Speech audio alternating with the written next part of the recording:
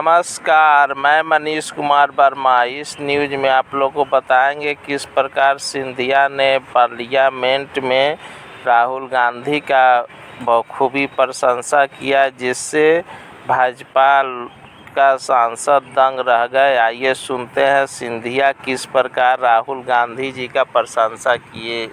सरकार की क्या दृष्टिकोण है, उनकी नीति और नियत किस तरफ दर्शाती है।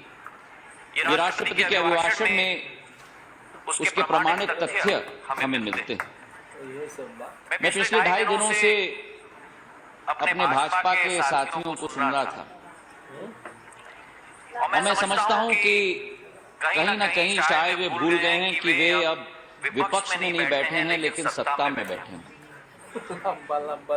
पूर्व के बारे में सदैव चर्चा करने के लिए जनता ने आपको यहाँ नहीं बिठाया था, आपको यहाँ बिठाया है भविष्य के बारे में चर्चा करने के लिए। और जिस तरीके से अगर एक गाड़ी में एक गाड़ी वाहक जो गाड़ी चला रहा है वो आगे देखने के बजाय सभापति महोदय वो अगर रियर व्यू मिरर में देखते जाए तो फिर खुदा ना करे लेकिन कोई दुर्घटना ना हो जाए। मैंने देखा है पिछले 2.5 दिनों में सरकार में बैठकर एक गनीमत होनी चाहिए, एक सोच विचारधारा होनी चाहिए, लेकिन offence is the best form of defence, ये प्रवृत्ति हमें देखने को मिली। वार के पहले ही पलटवार कैसा किया जाए, इसकी भी दर्शना हमें आज पिछले 2.5 दिनों में मिली। और कोश्यारी जी ने ठीक कहा कि राष्ट्रपति के अभिभाषण में श्यामा प्रसाद मुखर्जी जी का संदर्भ दिया था और उन्होंने कहा था कि उन्होंने कहा, और मैं कोट करूंगा, कि भारत की सबसे बड़ी शक्ति उसकी समृद्ध आध्यात्मिक और सांस्कृतिक विरासत है। 10 महीने में उस विरासत की क्या स्थिति। घर वापसी का एक वातावरण हम देख रहे हैं, भाई भाई के बीच में, धर्म धर्म के बीच में टिप्पणी का वातावरण हम देख रहे हैं।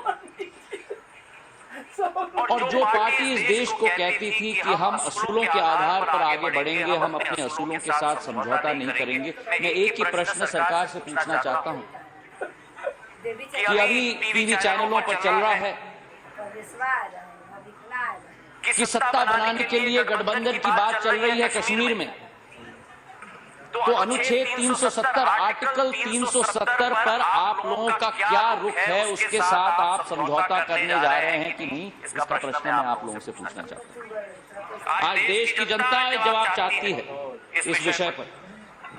एक नई सरकार जरूर आई है 10 महीने पहले, लेकिन ये सरकार सभापति महोदय अब नई नहीं रही।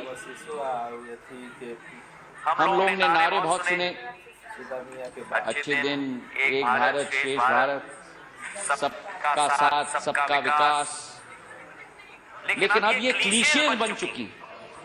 देश की जनता की उम्मीद पर अब धीरे धीरे पानी फेरी जा रही है सरकार के द्वारा। और जो इस सरकार का चरित्र हमने देखा है 10 महीनों में, एक यू टर्न का चरित्र। मैं 2-3 उदाहरण सभापति महोदय देना चाहूंगा। जब यूपीए सरकार आधार स्कीम को लेके आई थी, डायरेक्ट बेनिफिट ट्रांसफर स्कीम को लेके आई थी, जब हम उस तरफ बैठ रहे थे और हम आपकी बात इधर से सुन रहे थे, बहुत आलोचना हुई, बहुत विरोध किया गया। और आज पिछले 10 महीनों में आपने आधार डायरेक्ट बेनिफिट ट्रांसफर स्कीम को आपने अपने गले को लगा लिया और गांव-गांव तक आप ढंढोरा किया। और वही स्थिति इंश्योरेंस बिल के साथ, जब हम इंश्योरेंस बिल लेके आए थे आपने खूब जोर विरोध किया, और आज इसी इंश्योरेंस बिल को आप आगे ले जाना चाहते।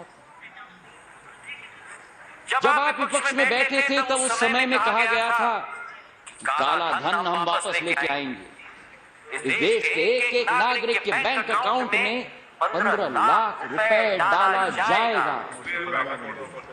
और आज क्या स्थिति है सभापति महोदय, राष्ट्र पार्टी, सत्ताधारी पार्टी के अध्यक्ष स्वयं सभा में कहते हैं कि भैया तो केवल चुनावी जुमला था।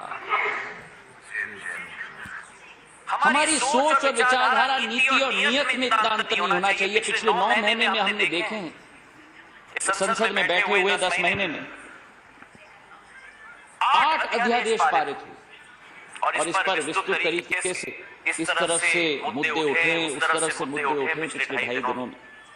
और इनमें से 8 अध्यादेशों में से 7 शीतकालीन सत्र के 15 दिन के बाद एक के बाद एक खटाखट इशू होते। और हमारे संविधान में, हमारे नियम में, संसद के नियम में क्या लिखा गया है? अगर कोई आपातकालीन स्थिति हो, विषम परिस्थिति हो, तो जरूर अध्यादेश लाना चाहिए, लेकिन that must be the exception, not the rule. राष्ट्रपति जी ने भी गणतंत्र दिवस पर जब अपना उद्बोधन उन्होंने देश को दिया था, उन्होंने कहा अध्यादेशों के बारे में कि बिना चर्चा के किसी कानून को पारित करना लोकतंत्र के लिए अच्छा नहीं। अगर कोई अनावश्यक रूप से पारित किया जाए, पेश किया जाए, तो मैं समझता हूं सभापति महोदय, ये तो संसद के अधिकारों का हनन हो। ये इन अध्यादेशों के बारे में हम थोड़ा चर्चा करें। ई रिक्शा का अध्यादेश आप लेके आए, 900 अनधिकृत कॉलोनियों दिल्ली की, उनको अधिकृत करने के लिए आप अध्यादेश लेके आए। इसका मूल मंत्र क्या था कि दिल्ली में चुनाव हो, लेकिन दिल्ली की जनता और दिल्ली के नागरिकों ने आपके माया जाल को ध्वस्त कर दिया। 32 सीटों से हार चुके। आप कांग्रेस मुक्त भारत की बात करते थे, आप कांग्रेस, ठीक है, हम मानते हैं, पर आप कांग्रेस मुक्त भारत की बात करते थे। ये तो बीजेपी मुक्त दिल्ली बन चुकी है इस चुनाव। इसके बाद सभापति महोदय, हमने भी बहुत सुना, अब सुनने की क्षमता रखिए। इसके बाद सभापति महोदय 2 और अध्यादेश आए। कौन से? एक PRI चेयरमैन के बारे में और एक person of Indian origin PIO के बारे में। और इनका क्या मूल मंत्र था? मैं तो इतना ही कहूंगा कि शायद प्रधानमंत्री जी की मन की बात की कम। जब यूपीए सरकार ने खाद्य सुरक्षा योजना पर अधिनियम लेके आए थे, तब इसका कड़ा विरोध हुआ था। राजनाथ सिंह जी ने विरोध किया, सुषमा स्वराज जी ने विरोध किया, मेरे भाई शाहनवाज हुसैन जी ने बहुत विरोध किया। ये एक्सेप्शन होना चाहिए, रूल नहीं होना चाहिए। संसद में चर्चा करने के बिना आप अध्यादेश कैसे आप ला सकते? और आज जब यही लोग सरकार के कर्ता धर्ता बन चुके हैं, तब अध्यादेशों का एक्सेप्शन नहीं, मैं तो क्या कहूं, शताब्दी एक्सप्रेस नहीं, लेकिन बुलेट ट्रेन तो नहीं मिली जनता को, लेकिन अध्यादेशों की बुलेट ट्रेन मिल गई संसद के सामने। भूमि अधिग्रहण विधेयक हमने पारित किया था, आपने उसके लिए अध्यादेश आप लेके आए हैं, कोई चर्चा नहीं हुई। प्रधानमंत्री जी के लिए MSJP न्यूज एक बार अवश्य देखें, अपना राय कमेंट बॉक्स पर अवश्य भेजें। जय हिंद, भारत माता की जय।